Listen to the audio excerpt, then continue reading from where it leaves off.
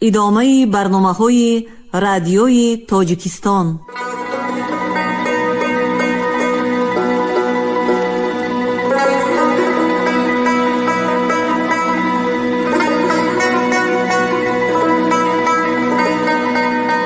السلام علیکم شنونده های گرامی، با توجه شما گفتاری ادبی از سلسله خوانش بدیعی اثری نویسنده بزرگ تاجیک صدرالدین عینی، یادداشت‌ها در قرائت عبدالرشید خوجامقلوف. قسم 3، گفتار 59.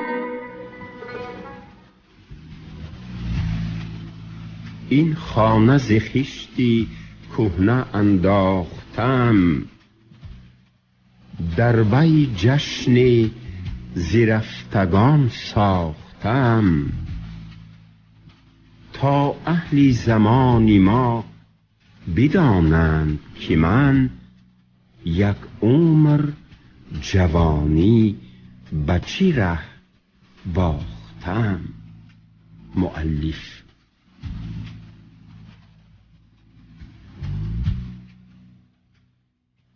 روزانه وقتی که آفتاب پهن شد، داماللابای به خدمتگاران خود فرمود که تایهای پخته را در آفتاب رویه ها گذاشته خشکانند. تعجب من باز هم زیادتر شد و از او پرسیدم: آخر اول تر کردن و بعد از آن خشکانیدن پخته ها چی معنی دارد؟ من این کار را بیهوده و تشویشی بر زیاد می دانم. او تبسم کنان: صبر کنید، بعد می فهمید. گفت: وقتی که تایهای پخته خشکیدند، بای به یکی از آدمهایش فرمود رفته کنتور را خبر کند که آمده پخته ها را قبول کرده گیرد.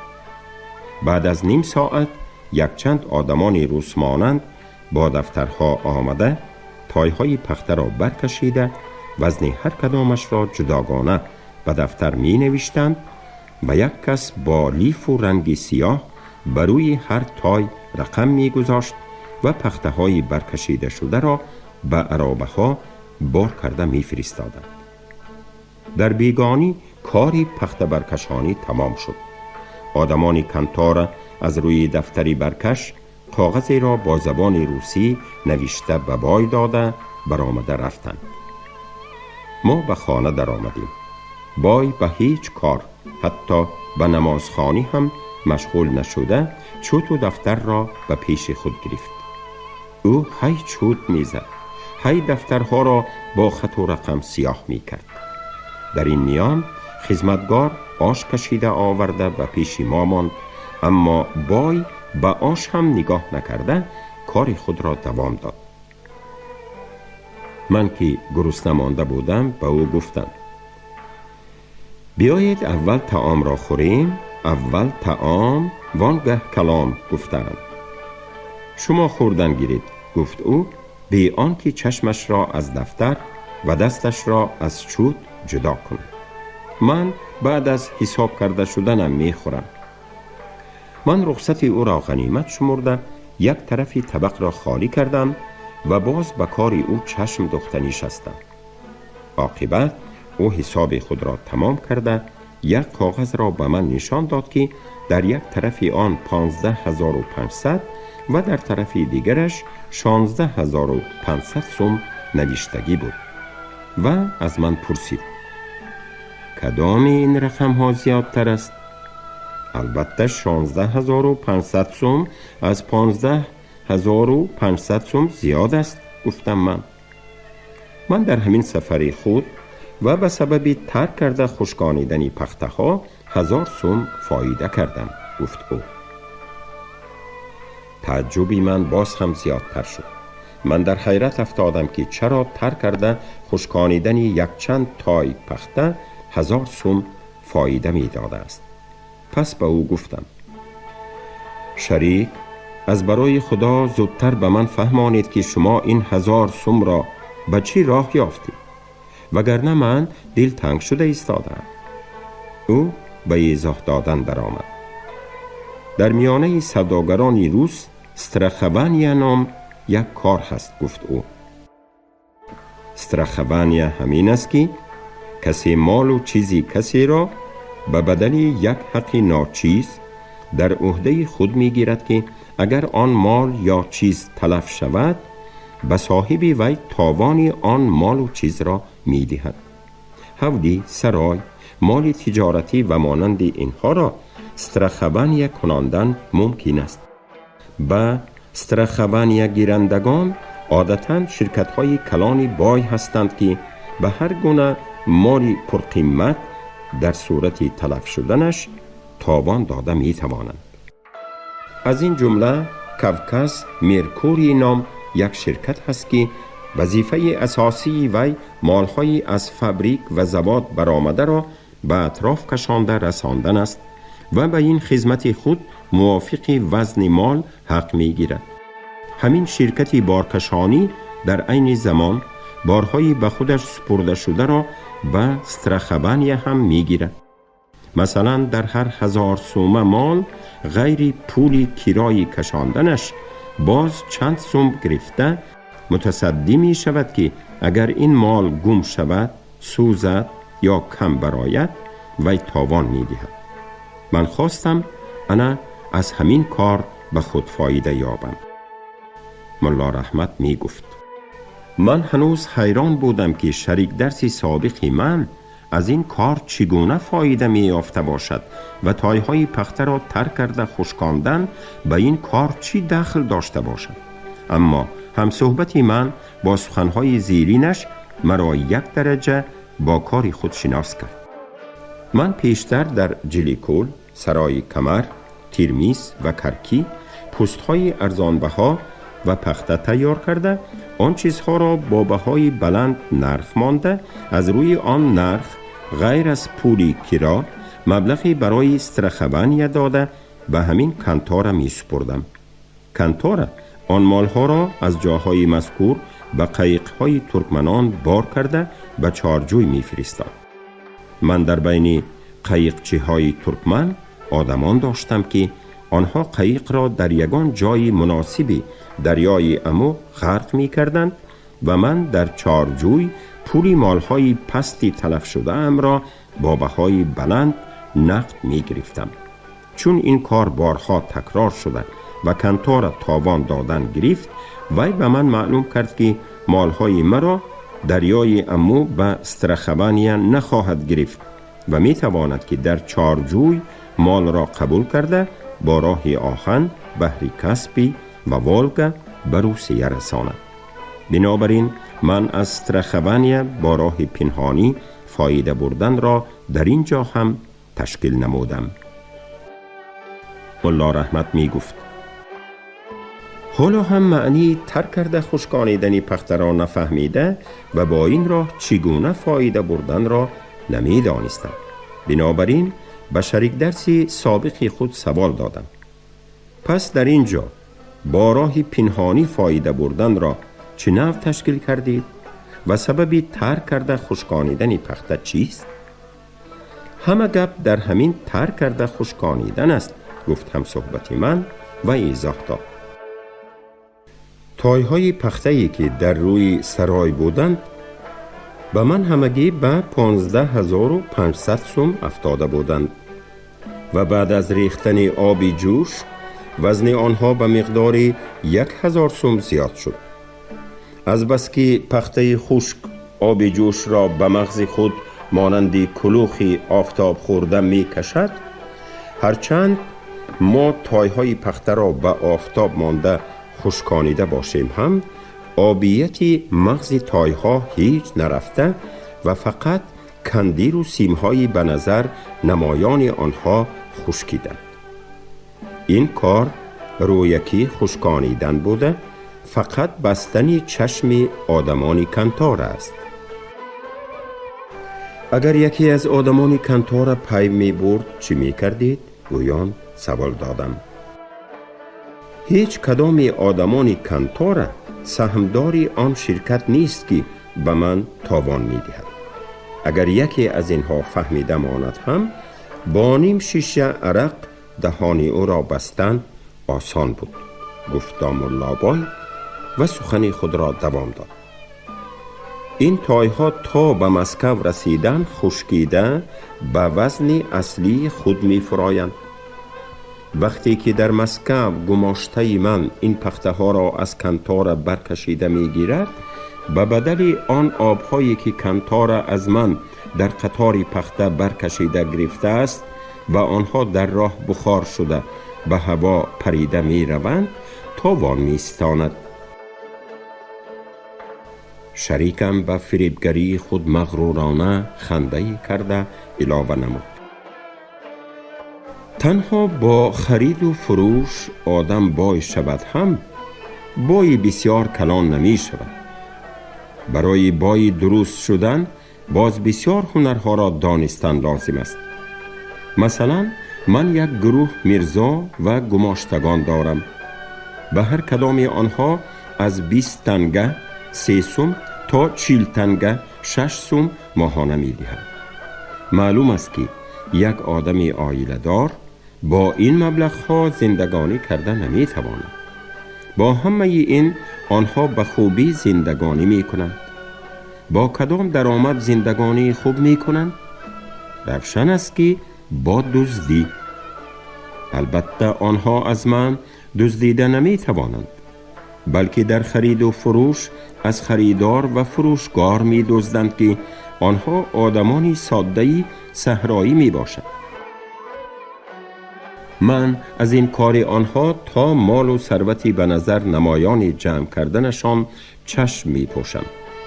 وقتی که آنها خوب سیر شده فربیه شدند، یک بهانه یافته به جوابگری می کشم و همه بود و نابودشان را از دستشان گرفته لوک لوچ کرده برآورده پیش می کنم که دادشان به فریادشان نمی رسد. آری، من گماشتگانی درست هم دارم که به آنها درست حق می دهم، اما شماره آنها بسیار نبوده در کارچلانی از خودم ماندنی ندارند. آنها در حقیقت به من شریک دولت می باشند. دامالله انا همین ها است راه بای کلان شدن، گفته دامالله بای سخنی خود را تمام کرد.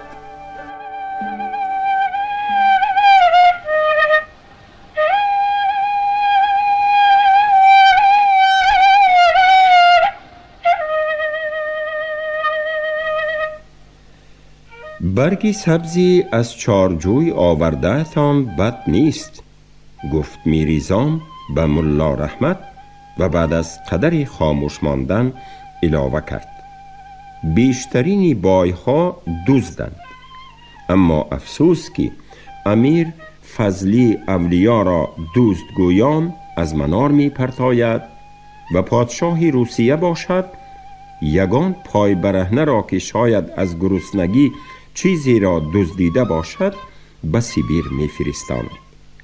لیکن خواه پادشاهی روسیه باشد خواه امیری بخارا، بایها را حرمت می کنند. مهدی آخر زمان.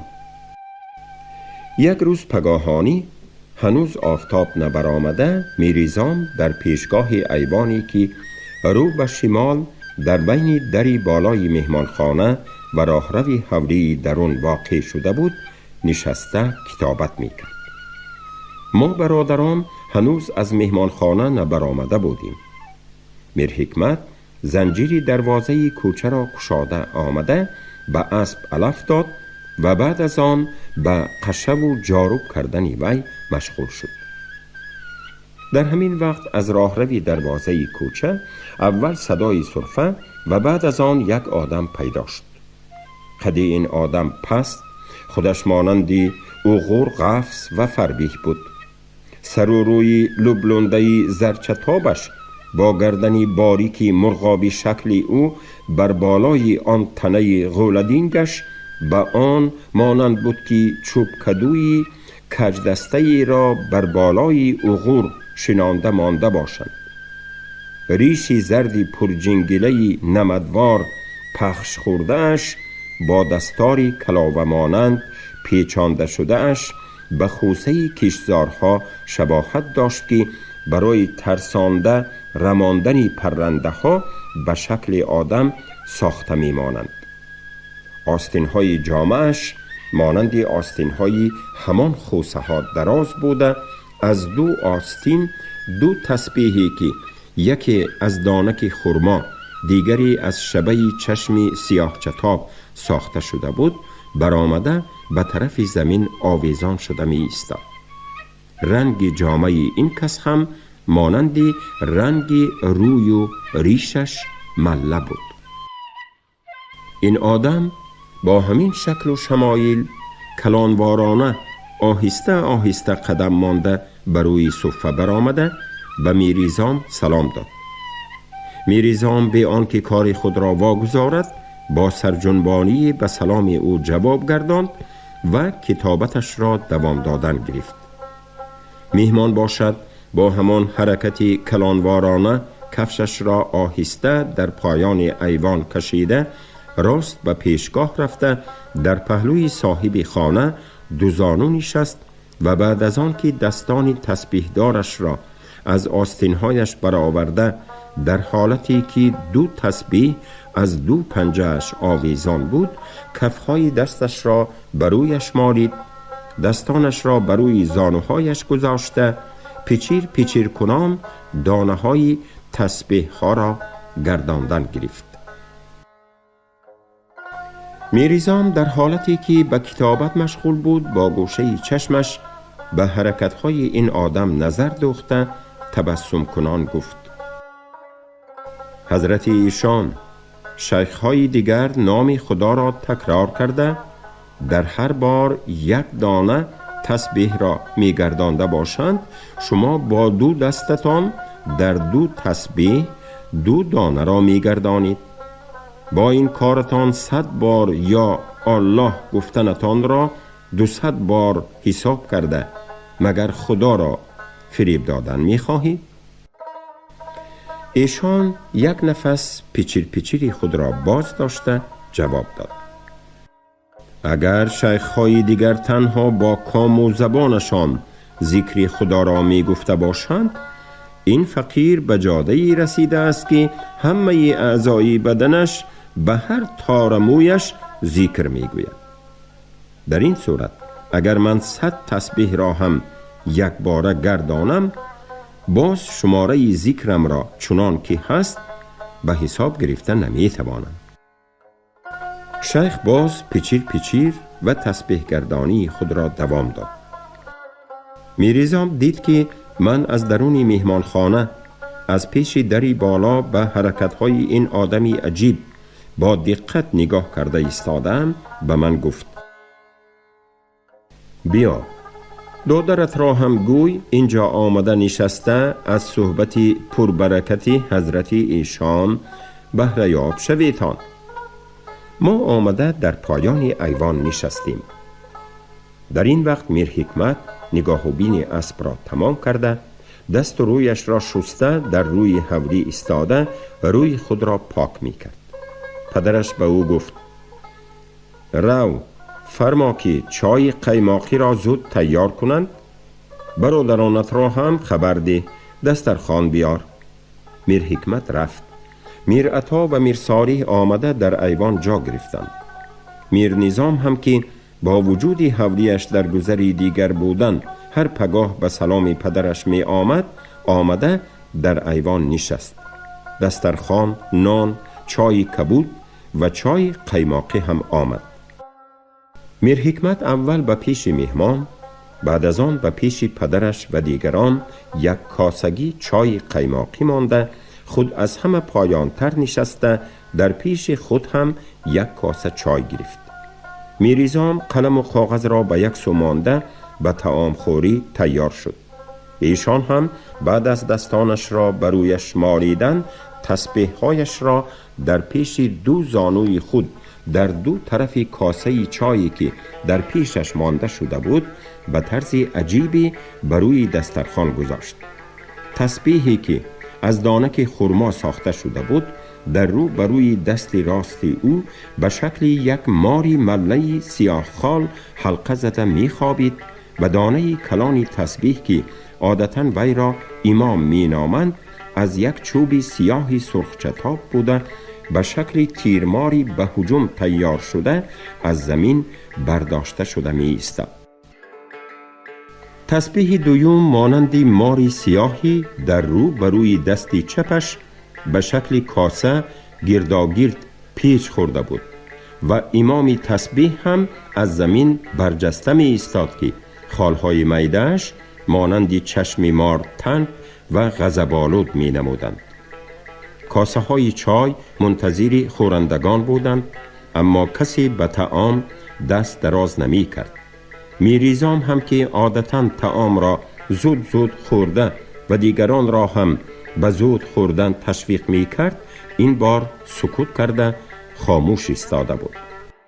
ایشان بعد از قدری سرخم کرده خاموش ایستادن، کاسه چای خود را برداشته به پیش میریزام گذاشت و کاسه او را به خود کشید.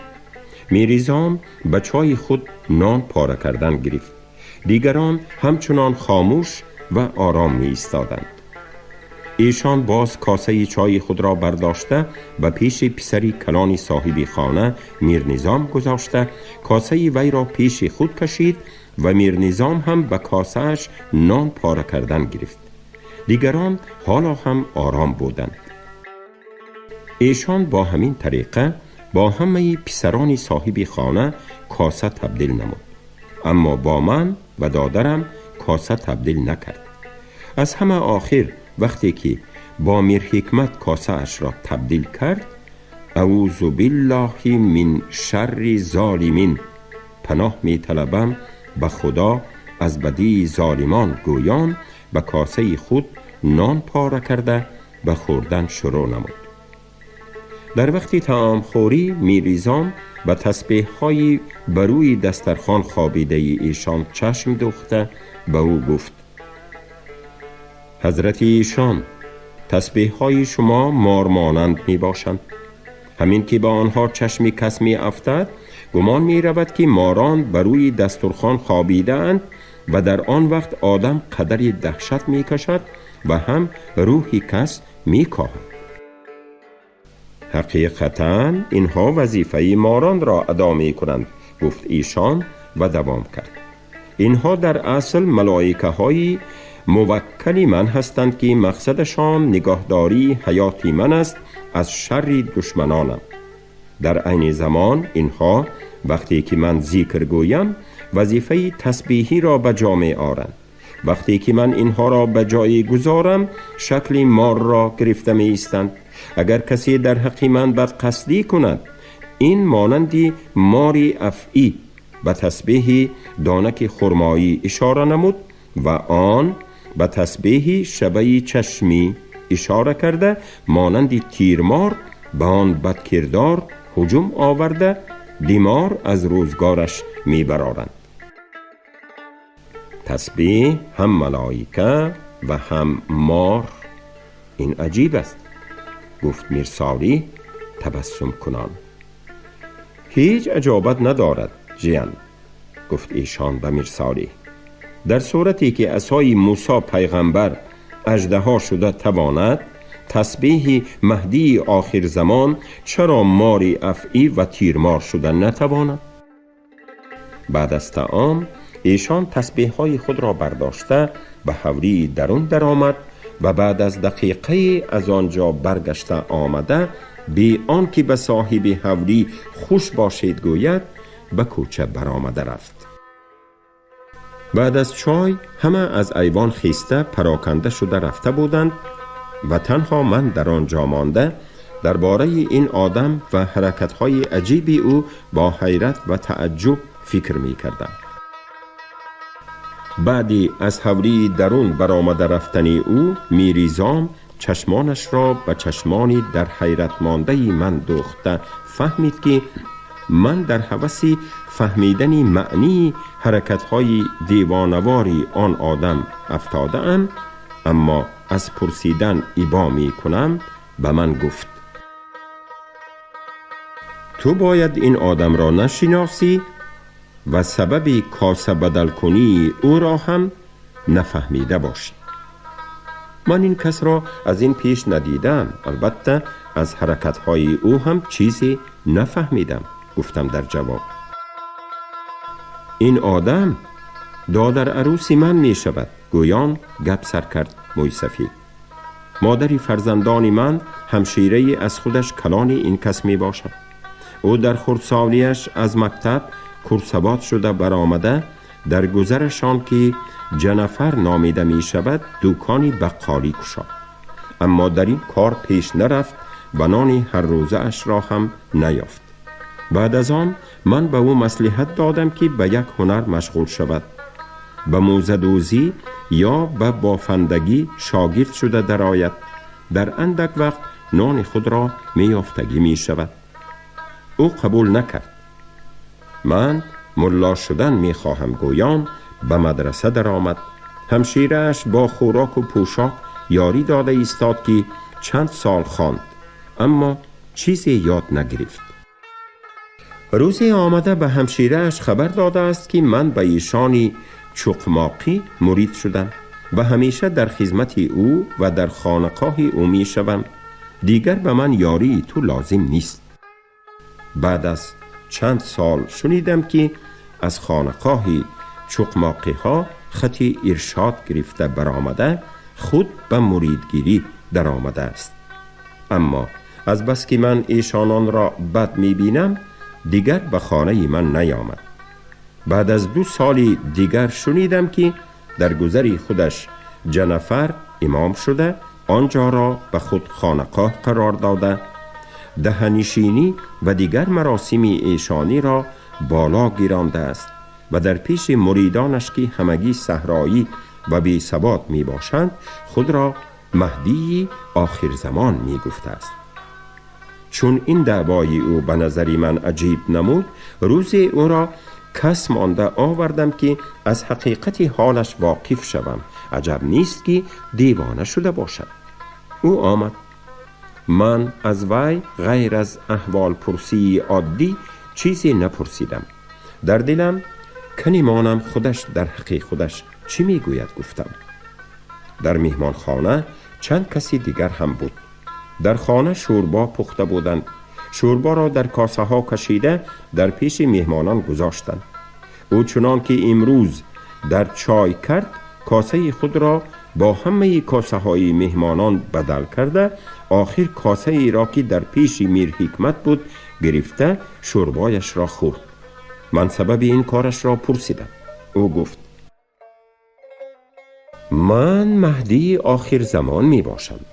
من باید همه حاکمان را نیست کنم و از آن جمله امیر بخارا را و دنیا را باید مسلمان آبادی حقیقی نمایم.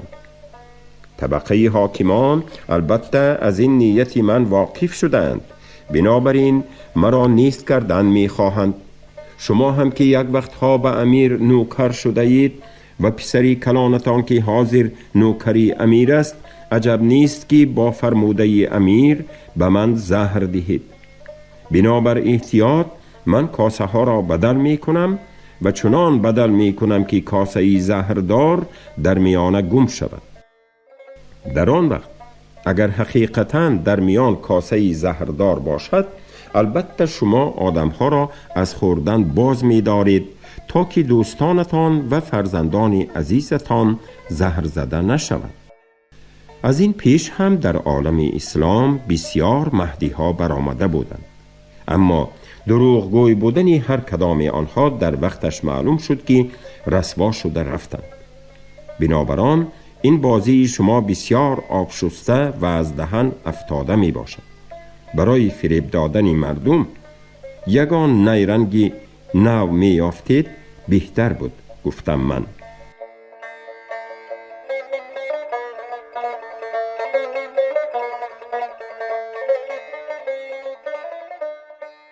شما گفتار 59 را از روی اثری نویسنده بزرگ تاجیک صدرالدین عینی یادداشت‌ها شنیدید. راوی عبدالرشید خوجمقلوف، کارگردان شیرعلی نغزلی. پایان گفتار ادبی از سلسله خوانش بدیع.